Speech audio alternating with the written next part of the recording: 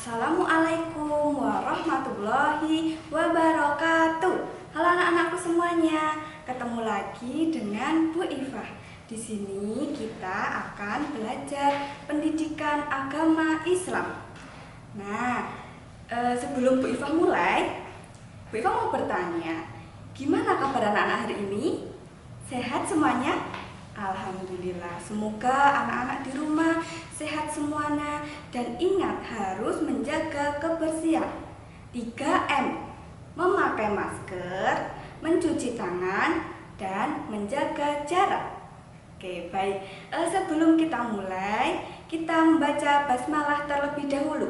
Wahid, Isnaini, Salasa, Bismillahirrohmanirrohim. Baik, semoga dengan membaca basmalah kita nanti diberi kemudahan dalam belajar dan mengerjakan tugas. Oke, kali ini Bu Ifah akan menjelaskan tentang bab 8 akhlak, yaitu perilaku terpuji. Sudah siap anak-anak? Oke, anak-anak sudah siap semuanya ya? Baik, kita akan belajar tentang perilaku terpuji atau akhlakul karimah. Nah, anak-anak semuanya yang beragama Islam atau yang merasa umat muslim itu wajib memiliki akhlakul karimah atau perilaku terpuji. Nah, contohnya apa aja perilaku terpuji itu? Ada banyak sekali perilaku terpuji. Di antaranya ada tanggung jawab, ada jujur, hidup bersih, disiplin, menghormati dengan yang lebih tua, sopan, santun, adil, sabar, dan sebagainya. Itu semua adalah perilaku contoh akhlakul karimah atau perilaku terpuji. Ada apa aja tadi nak? Betul, jujur, disiplin juga. Oke, sekarang kita akan belajar satu persatu tentang akhlakul karimah, sifat akhlakul karimah. Yang pertama, boleh anak-anak sambil membuka buku paketnya bab 8 ya, bab 8 tentang perilaku terpuji. Yang pertama, kita akan membahas tentang jujur. Ada yang sudah tahu jujur itu apa? Baik, betul, anak-anak pintar semuanya. Nah, Bu Ifah jelaskan lagi di sini. Jujur itu adalah berkata sesuai dengan kenyataan. Allah sangat menyayangi orang-orang yang jujur. Allah akan memasukkan ke dalam surga kepada orang-orang yang selalu berkata jujur. Lawan kata jujur apa anak-anak? Betul, adalah berbohong. Allah sangat tidak menyukai dengan orang-orang yang suka berbohong, karena Allah akan memasukkan ke dalam neraka. Nah, jadi anak-anak harus berkata jujur dengan siapa aja, tidak harus dengan orang tua, tetapi dengan guru, temannya, dengan tetangganya, keluarga, dan lain sebagainya harus tetap berkata jujur. Contoh perilaku jujur seperti apa coba? Siapa yang bisa? Baik, oke, Bu Ifah contohkan ya. Nah, di sini teman-teman ketika di dalam kelas, ketika anak-anak, coba anak-anak bayangkan dulu di dalam kelas baru bermain dengan teman-temannya. Nah, ketika pelajaran, Andin itu sedang menemukan uang. Andin menemukan uang. Ada uang jatuh di dalam kelas. Nah, lalu Andin itu mau mengambil, padahal itu bukan uang Andin. Nah, Andin lalu bertanya sama teman-temannya, teman-teman, ini uang siapa ya? Ada yang kehilangan uang? Terus ada yang menjawab, Tania menjawab, uang aku, Din. Oh, ternyata itu uang Tania. Nah, lalu Andin memberi uang itu yang jatuh tadi kepada Tania. Nah, sifat Andin itu berarti merupakan sifat yang jujur. Betul sekali. Kita harus mencontoh perilaku Andin. Karena kalau kita tidak jujur, bisa saja tadi Andin ketika mengambil uang yang jatuh langsung dimasukkan saku, kan nggak ada yang tahu.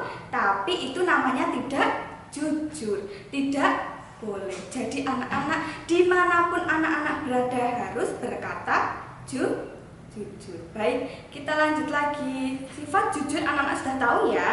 Sifat jujur adalah berkata sesuai dengan kenyataan. Oke, kita lanjutkan lagi. Yang kedua, itu ada tanggung jawab. Apa itu tanggung jawab? Nah, tanggung jawab itu adalah menanggung akibat dari perbuatannya. Nah, seorang muslim itu harus mempunyai rasa tanggung jawab karena bertanggung jawab adalah perintah Allah. Contohnya apa sih, Bu? Oke, contohnya kita bayangkan sedang di dalam kelas lagi. Oke, di dalam kelas lagi. Ketika di dalam kelas, kita baru mengerjakan tugas. Nah, Bagas meminjam pensil kepada Dani. Bagas meminjam pensil kepada Dani. Tidak sengaja Bagas menghilangkan pensilnya. Terus Bagas harus gimana ya? Lalu Bagas meminta maaf kepada Dani.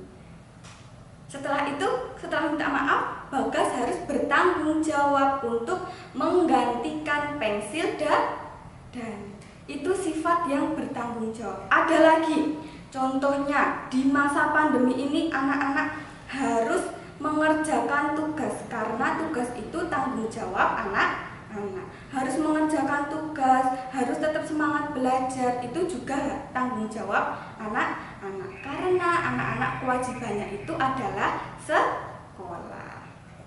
Oke, kita lanjutkan ya anak-anak. Yang ketiga, ada hidup bersih. Nah, hidup bersih itu apa ya artinya?